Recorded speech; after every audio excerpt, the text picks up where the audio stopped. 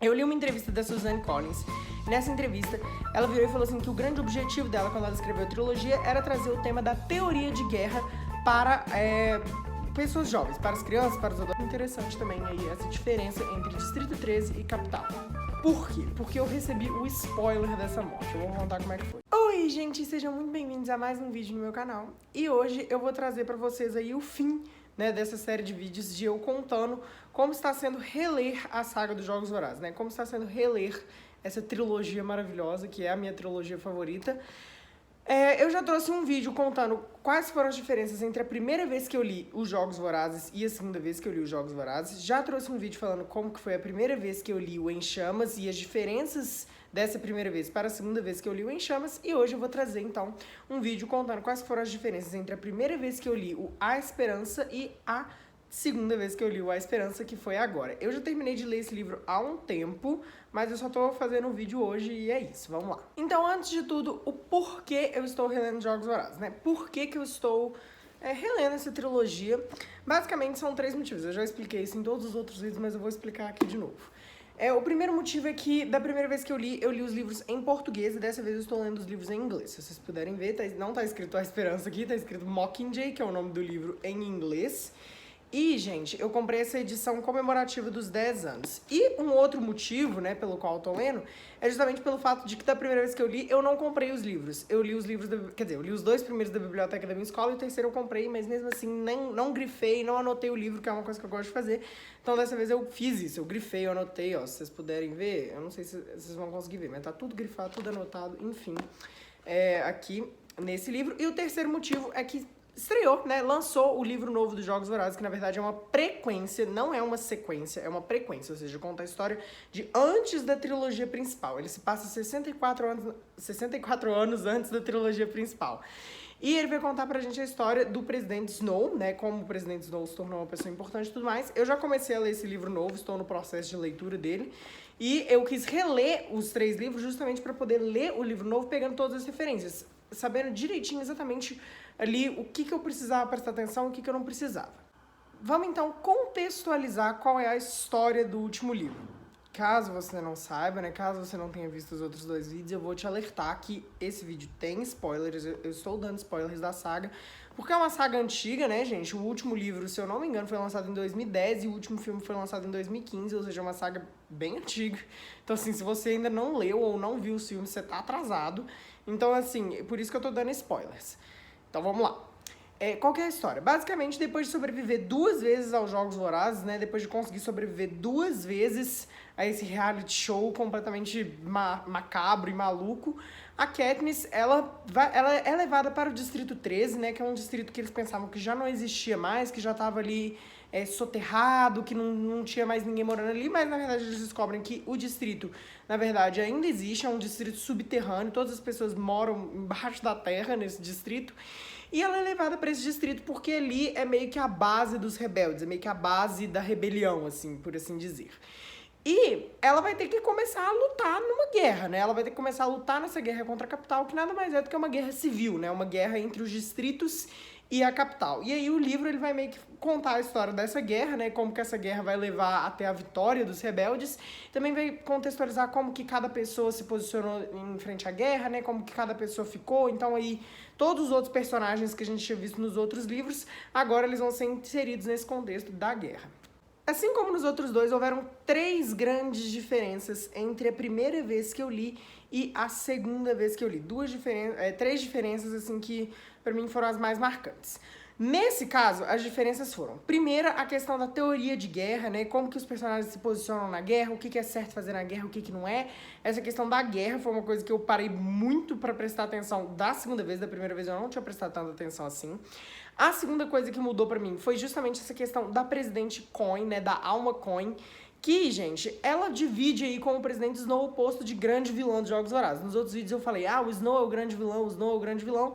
Mas, na verdade, eu não mencionei, por mais que eu não tenha mencionado a Coin, isso não muda o fato dela também ser uma grande vilã. Ela também é, digamos assim, vilã nessa história dos Jogos Vorazes.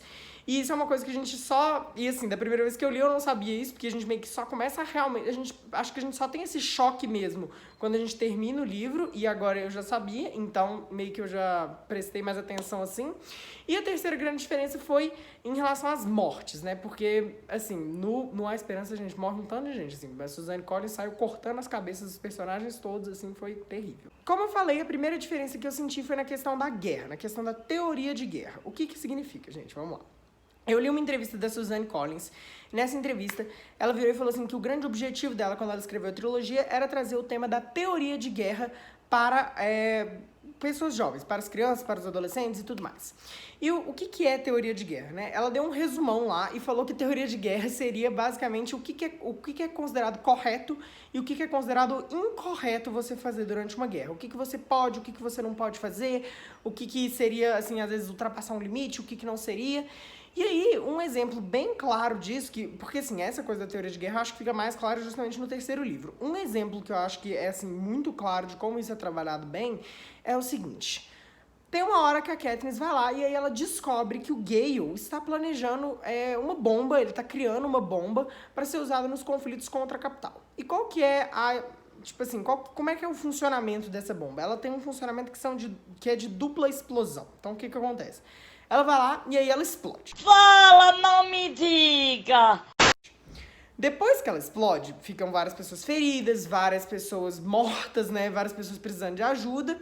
E aí chegam as equipes de resgate, né? Então, pessoas que vão lá socorrer os feridos, recolher os corpos dos mortos, ajudar as pessoas que estão precisando e tudo mais. E aí a bomba explode de novo, matando e ferindo os médicos, essas pessoas que estavam indo lá ajudar.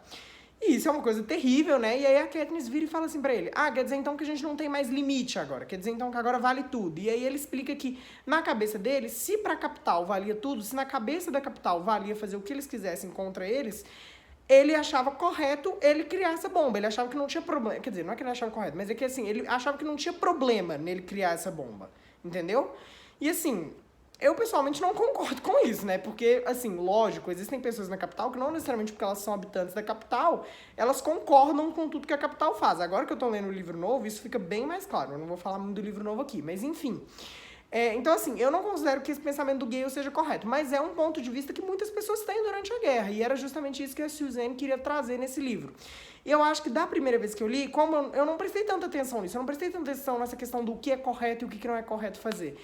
E dessa vez, eu prestei bastante atenção. E, aliás, vale lembrar, né, gente, que no final essa bomba que o Gale planeja, essa bomba que o Gale cria, né, que é a bomba que a Katniss, inclusive, já, logo de cara já é contra, no final acaba sendo a bomba que mata a Prim, que é a irmã da Katniss, né, a Prim morre por causa dessa bomba. Então acaba que no final o tiro sai totalmente pela culatra. A segunda diferença tá aí na presidente Alma Coin, né, que é a presidente do Distrito 13. Caso você não conheça a história, eu vou fazer um resumão aqui de quem que é essa mulher. Basicamente, o que aconteceu é o seguinte, o Distrito 13, depois que a primeira guerra lá, a guerra que originou os Jogos Vorazes, depois que aquela guerra acabou, o Distrito 13 foi destruído e meio que as pessoas que sobraram acabaram indo parar nos subterrâneos do Distrito 13. Elas acabaram indo parar ali debaixo da terra e tudo mais. E a capital, por mais que ela soubesse disso, meio que houve esse pacto entre o Distrito 13 e a capital de se deixarem quietos, assim. A capital ia esconder que o Distrito 13 realmente existia, mas o Distrito 13 também não ia lutar contra a capital. Por quê? Porque o Distrito 13, uma das atividades econômicas deles, assim, uma das contribuições deles para a capital, a contribuição deles, na verdade, que era meio escondida, assim, uma coisa que não era muito revelada, é que ele era responsável por produzir armas nucleares para a capital. E aí a capital, ela não quer perder essas armas, ela não quer destruir isso, porque ela sabe que aquilo é muito precioso. Então ela decidiu guardar, deixar o Distrito 13 lá de lado, porque ela achou o quê? Ela pensou, essas pessoas não vão conseguir sobreviver, deixou de lado. Entretanto, as pessoas conseguiram sobreviver, elas conseguiram criar um distrito, e no momento ali atual da saga, o Distrito 13 sobrevive governado por essa mulher que se chama Alma Coin. Ela é a presidente do distrito. E uma coisa que é muito interessante da gente ver é o fato de que, na verdade, a presidente Alma Coin, ela é nada mais nada menos do que uma versão feminina do Snow. Ela é uma pessoa tão cruel, tão não empática, tão, assim, perversa quanto o presidente Snow. Ela não tá nem aí se ela vai ser uma pessoa cruel, ela não tá nem aí se o governo dela vai ser cruel. A única coisa que ela quer é o poder. E eu acho que quando a gente lê pela primeira vez, a gente não presta muita atenção nisso, porque a gente pensa, ah não, ela é boa, ela tá lutando do lado dos distritos. Mas na verdade ela não tá nem aí pros distritos. A única coisa que ela quer é que ela tenha o poder. E na verdade, uma coisa que fica clara é que quando os rebeldes vencem a guerra, né, quando os rebeldes assumem o poder de Panem, ela decide o quê? Ela decide que ela quer criar uns jogos vorazes com crianças da capital. Um jogos vorazes simbólico com crianças da capital, que é completamente injusto. Por quê? Porque os distritos se rebelaram justamente pelo motivo de que estavam sacrificando vidas inocentes dos distritos. Crianças que não tinham nada a ver com aquela guerra, estavam tendo que lutar numa arena até a morte por uma coisa que não foram elas, não foi culpa delas. Então não seria justo você pegar as crianças da capital, que também não tinham nada a ver com a guerra, e colocar numa arena. É basicamente você fazer a mesma coisa. Então, aí a gente acaba descobrindo que a Coin, ela é uma grande vilã. Da primeira vez que a gente lê o livro, igual eu falei, a gente não percebe isso. Mas da segunda vez, como eu já sabia, eu prestei mais atenção. Fiz questão de prestar mais atenção ali nas atitudes da Coin. E assim, o que eu acho interessante é a gente perceber como que o Distrito 13, ele é, assim, por mais que os governantes sejam iguais, o Distrito 13 ele é o oposto da capital.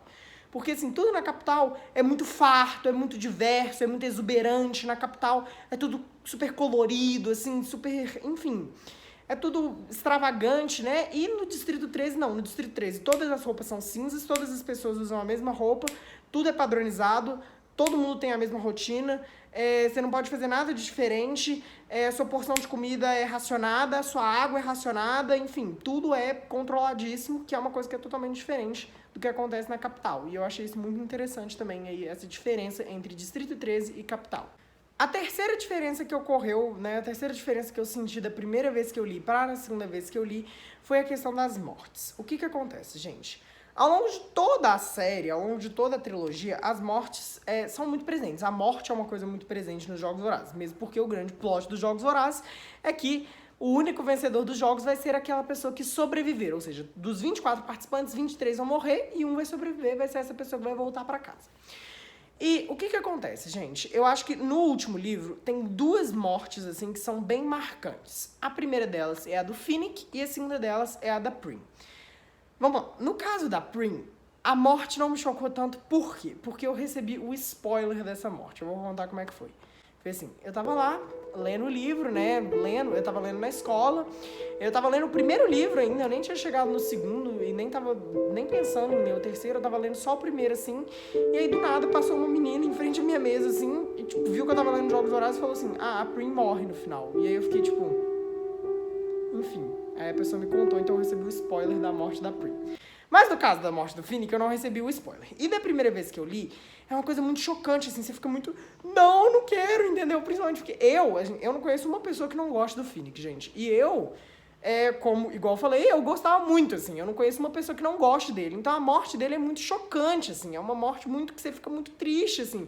Da primeira vez que eu li, eu chorei muito quando ele morreu, assim, eu tive que parar de ler o livro por um tempo, eu digo, tipo, sei lá, tive que ficar alguns minutos sem ler o livro e depois voltei a ler. Não tô falando como se eu tivesse parado por dias, mas, tipo, eu fiquei mal, assim, por causa daquela morte. E agora, da segunda vez que eu li, não, porque eu meio que já sabia que ia acontecer. O que foi muito pesado pra mim agora, o que foi muito pesado pra mim na segunda vez que eu li, são os momentos antes, assim, aqueles momentos que você fica angustiado, porque você sabe que o personagem, ele tá vivendo os últimos dias da vida dele, você sabe que o personagem está vivendo os últimos dias da vida dele, você sabe que o personagem tá ali nos últimos minutos de vida, entendeu? E eu acho que isso é muito angustiante, principalmente, assim, quando eles estão ali entrando na capital, né, o Finnick já morre quando eles já estão invadindo a capital. Quando eles estão ali invadindo a capital, chegando na capital, toda hora que mencionavam o Finnick, eu ficava tipo, porque eu já sabia que ele ia morrer, eu sabia que ele não ia conseguir sobreviver. Então isso me deixava muito aflito. A própria Prim também, assim, é muito engraçado. Engraçado não, né? É muito triste, né, se pensar isso. Porque, assim, o último diálogo que a Prim tem com a Katniss ainda é no Distrito 13, antes da Katniss ir pra capital, né? E antes da Prim ficar lá.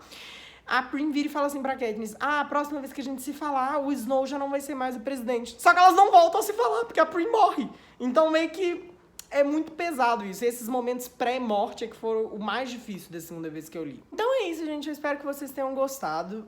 Eu adorei reler os Jogos Vorazes. Foi realmente muito bom. Igual eu falei, é a minha trilogia preferida. O meu livro preferido não é nenhum dos 3 Jogos Vorazes, vocês sabem, mas mesmo assim eu gostei muito de ler. E é isso, eu vou deixar os outros 2 vídeos aqui na descrição, espero que vocês tenham gostado. Se vocês gostaram, se inscrevam, deixem um like, compartilhem, ativem o sininho das notificações. E é isso, tchau, tchau!